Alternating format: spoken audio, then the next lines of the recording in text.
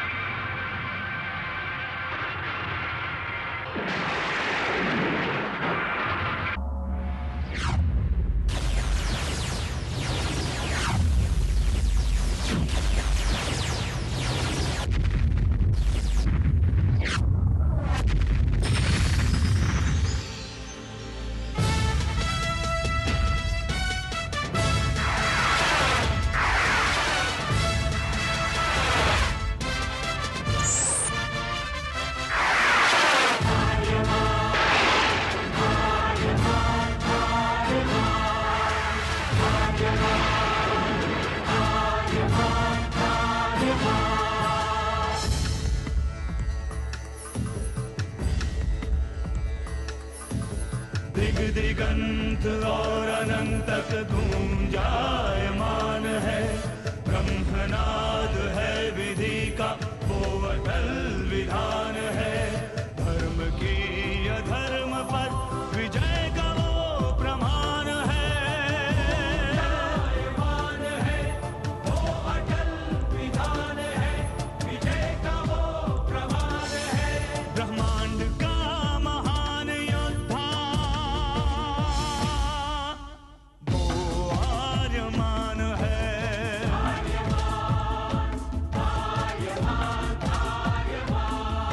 ब्रह्मांड का महान योद्धा वो आर्यमान है। आर्यमान है।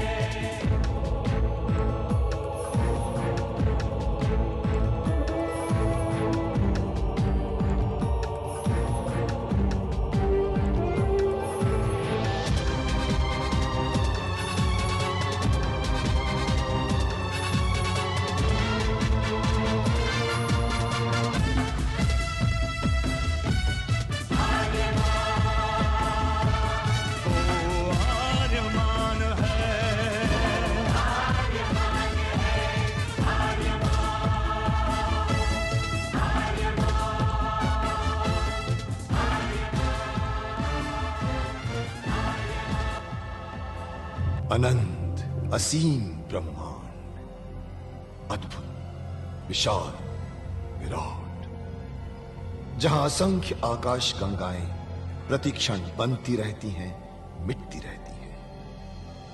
हर आकाश गंगा में होते हैं अनगिनत तारे, अनेकों सूरज, और सूरज के साथ होता है अपना सौर मंडल, जिसमें रहते हैं अनेकों ग्रह।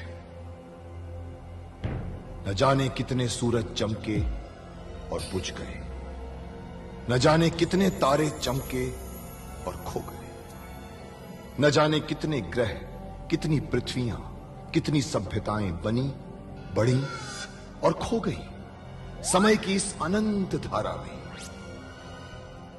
इन्हीं अनजानी परंतु अमर गाथाओं में से एक है महागाथा ब्रह्मांड के योद्धा आर्यमान की।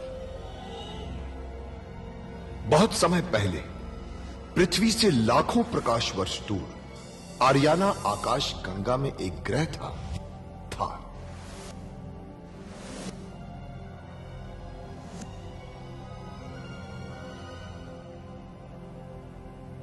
थार एक रेगिस्तान था, पानी की बूंद नहीं थी, फिर भी पूरे ब्रह्मांड के लिए मूल्यवान था थार, क्योंकि थार में थी ऐसी खाने जहां से दुर्लभ जीवनदायी पदार्थ निकलता था, जिसे थारस कहते थे।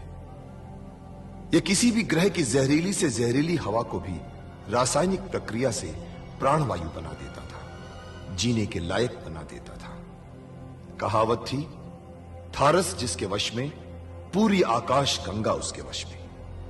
आर्याना आकाश गंगा की संरक्षक संस्था ओमियान के नियमों के अनुसार थारस को कोई भी व्यक्ति अपने वश में नहीं कर सकता था। यहां तक कि थार ग्रह का राजा जारांत भी नहीं।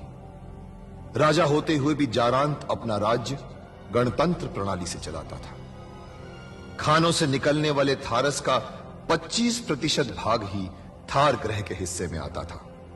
बाकी का हिस्सा ओसेक अंतरिक्ष संगठन में चला जाता था।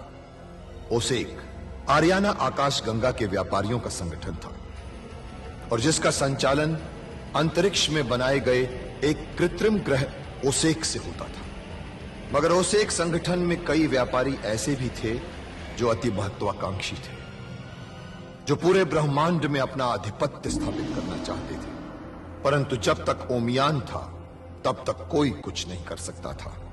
ओमियान अंतरिक्ष के लोगों की संरक्षक संस्था थी, जो अंतरिक्ष के निवासियों के हितों का पूरा ध्यान रखती थी और अपनी शांति सेना के द्वारा संपूर्ण ब्रह्मांड में शांति और व्यवस्था बनाए रखती थी। इसी ओमियान संस्था का अध्यक्ष था महान होशिंग। होशिंग जिस ग्रह पर रहता था उस ग्रह का नाम था कुरुक्षेत्र, जहां आज छिड़ी हुई है एक महाजंग।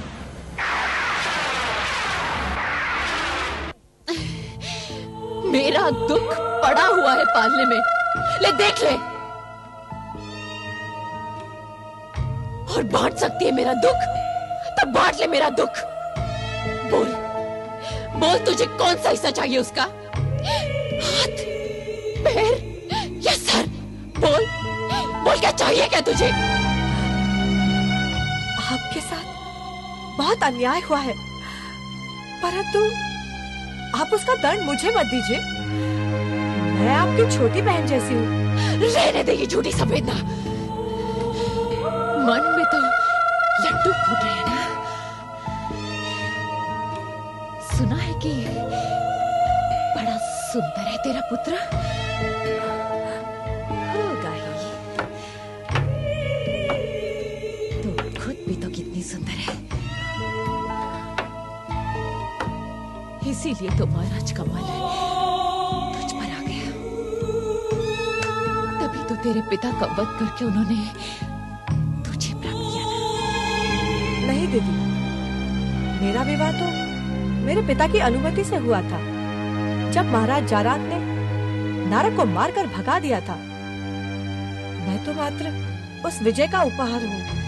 मगर फिर भी वो तुझे अधिक प्यार करते हैं, और अब तो प्यार करने का एक और कारण पैदा हो गया है। महारानी, आप चलिए। आपका शरीर अभी कमजोर है। शरीर पर इतना जोर देना आपके स्वास्थ्य के लिए हानिकारक हो सकता है। आइए आइए महारानी।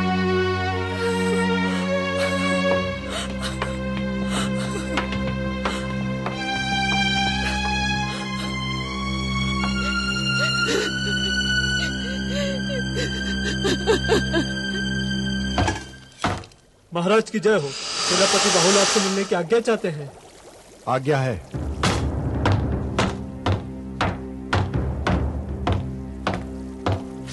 महाराज की जय हो।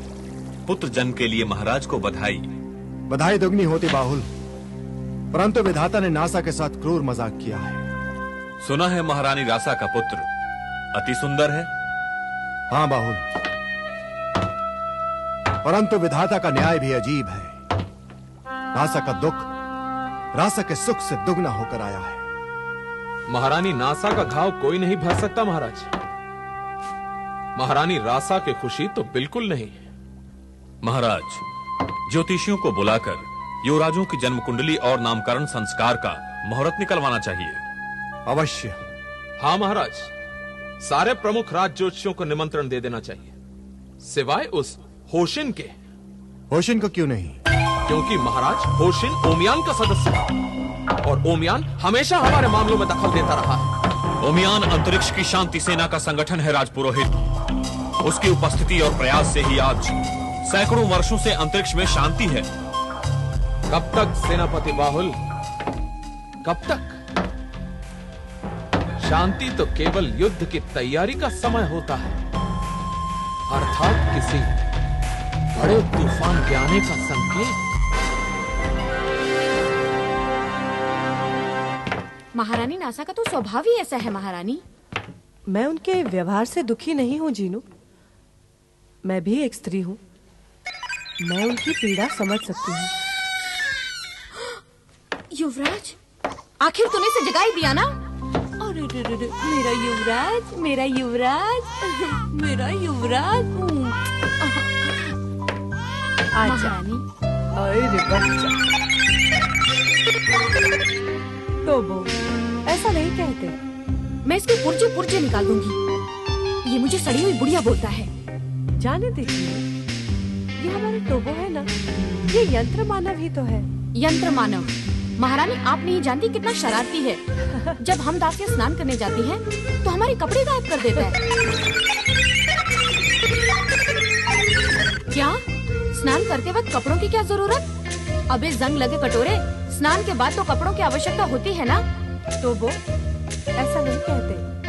तुम जो करोगे वही मेरा बच्चा सीखेगा। तुम इसके बड़े भाई जैसे हो, तुम इसके अभिभावक हो, तुम्हें तो इसका आदर्श बनने की कोशिश करनी चाहिए, है ना बेटा?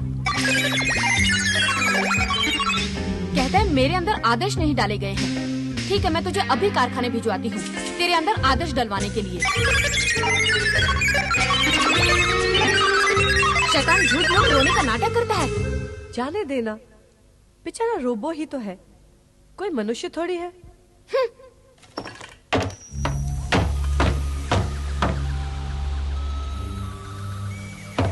महासामंत नारक के चेहरे से यह स्पष्ट है कि जारांत ने आपका प्रस्ताव ठुकरा दिया है। जारांत! गुरबख, जारांत को इस बात का भारी मूल्य चुकाना होगा। कैसा मूल्य स्वामी नारक? हम उसकी इस खुशी को ज्यादा दिन तक जीवित नहीं रहने देंगे। यदि आप उस निर्दोष बच्चे की हत्या के बारे में सोच रहे हैं, तो इससे ओसेक संघ की सारे अंतरिक्ष में बदनामी होगी। सारे ग्रह हमारा बहिष्कार करेंगे और अम्यान की सेनाएं हमें अंतरिक्ष में कहीं भी सर नहीं छुपाने देंगी। गुरबख के काम इतने गुप्त ढंग से होगा कि किसी को भी शक नहीं होगा कि इस काम के पीछे हमारा हाथ है। अर्थात ऐसे कामों के लिए किराए के लोग मिलते हैं और भी बहुत से तरीके हैं। तो स्वामी नारक, ये काम आप गुरबख पर छोड़ दीजिए। मैं आपको एक ऐसा हत्यारा दिलाऊंगा कि जो अगर रंगे हाथ में पकड़ा जाए तो भी कुछ पता ना चले।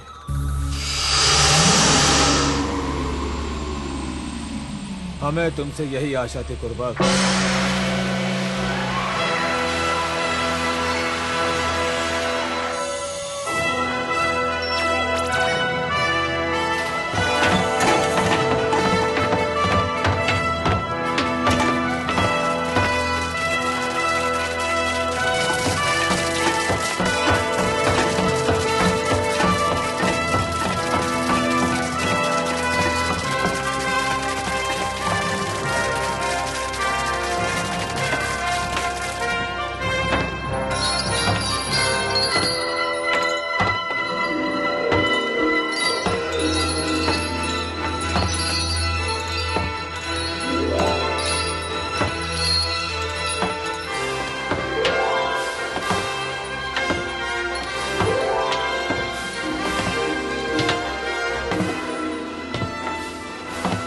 बताइए राज्योशियों, हमारे दोनों बच्चों की कुंडलियां क्या कहती हैं?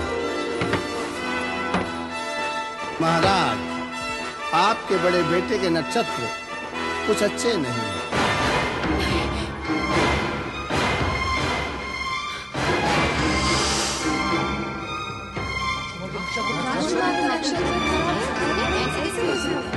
उसका जन्म थार के लिए अमंगलकारी है। मंगलकारी? झूठ बोल रहे हैं आप लोग। यदि महाराज आपको हमारी गणना पर विश्वास नहीं, तो आप किसी से भी गणना करवा सकते हैं। महाराज जारांत को होशिन का प्रणाम। प्रणाम महान होशिन। आप अचानक? पता था मुझे कि निमंत्रण नहीं भेजा जाएगा, परंतु आना आवश्यक था। बहुत शुभ है थार के लिए आपका छोटा पुत्र।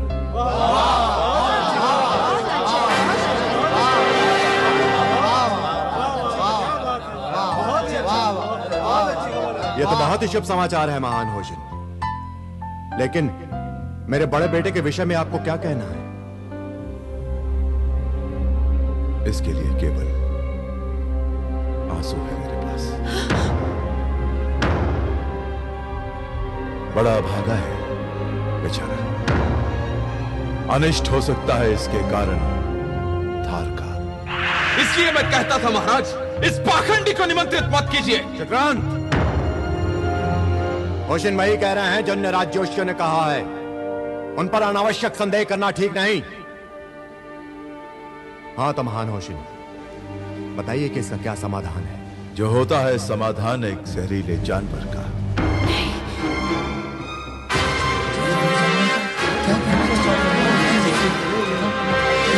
मैं महान होशिन से सहमत नहीं हूँ महाराज। एक निर्दोष बालक को दंड देना अन्याय है, पाप है ये। मेरे बच्चे पर एहसान करने की आवश्यकता नहीं है, नहीं आवश्यकता।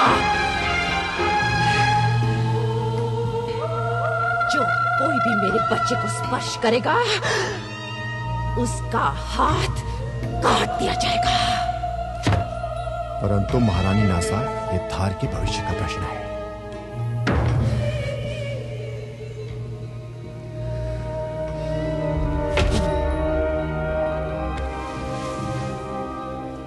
संभव है महाराज, बीच का एक रास्ता। बोलो महान होशिन, मैं अनावश्यक रूप से बाल हत्या के पक्ष में नहीं हूं। इस बालक को ऐसी कड़ी सुरक्षा व्यवस्था में रखा जाए जहां यह किसी को हानि ना पहुंचा सके। इसका कोई नाम भी तो सुझाइए महान होशिन।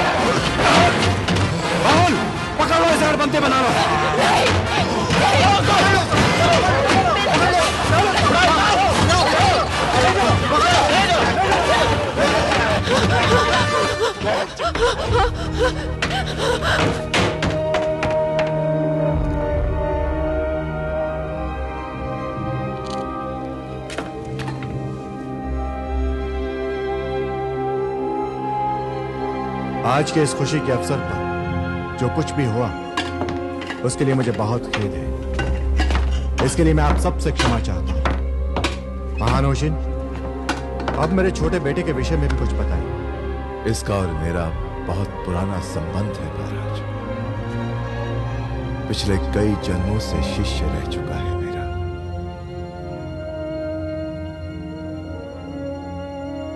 परंतु पहले 25वें और 30वें वर्ष की आयु में मृत्यु का योग है। ये तो बहुत अशुभ है। ये क्या कर दिया विधाता ने? ऐसा नहीं करना चाहिए।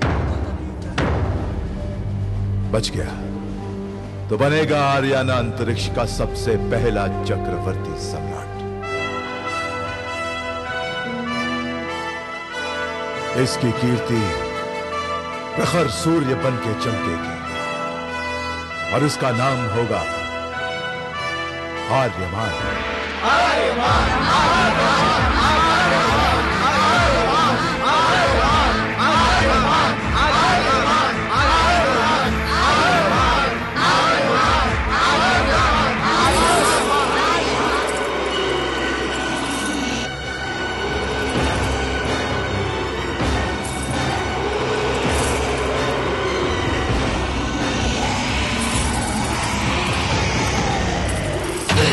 मेरे बच्चे को तहखाने में डाल दिया, जानवरों की तरह जंजीरों से बांध दिया उसे। शुक्रांत, तुमने तो वादा किया था ना कि मेरा बच्चा थार का सम्राट बनेगा, महाराज का उत्तराधिकारी बनेगा। वो शुक्रांत, तुमने मुझसे वादा किया था ना। शुक्रांत को अपना वादा याद है महारानी। दुर्दान ही महाराज का उत्तराधिकारी बनेगा। आर्यमान,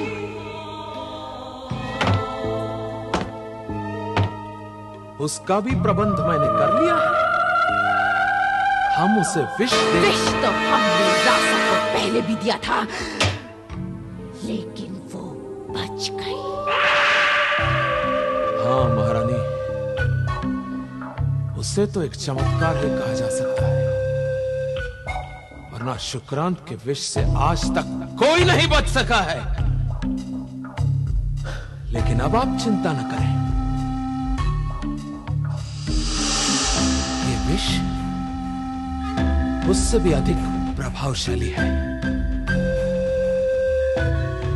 और मैंने महारानी रासा की एक दासी को राजी कर लिया है। वो चुपके से रासा के बदन पर इस विष का लेप लगा देगी,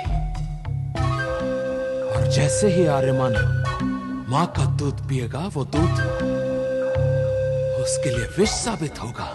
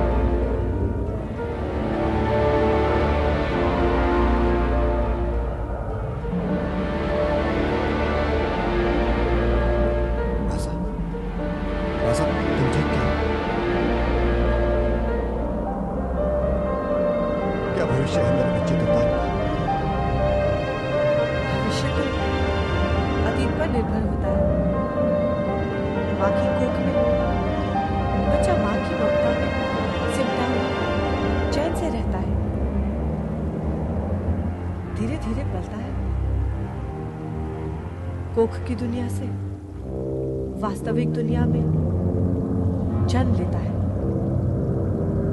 उसके पैदा होने की घड़ी भाग्य, दुर्भाग्य, ये सब तो माँ की कोख में ही तय हो जाता है। पर अफसोस, दुल्हन पर नासा की बिगड़ी दिमागी हालत का असर तो हुआ ही नहीं। साथ में उसके जन्म के समय ग्रहों की नाजुक स्थिति काफी भयानक साबित हुई है। नक्षत्रों पर ग्रहों की छाया तो पड़ ही चुकी है, जो बच्चे पर काफी बुरा असर छोड़ गई है, जिसका चिन्ह पूंछ बनकर उसकी पिशाची ताकत का प्रतीक बन गया है।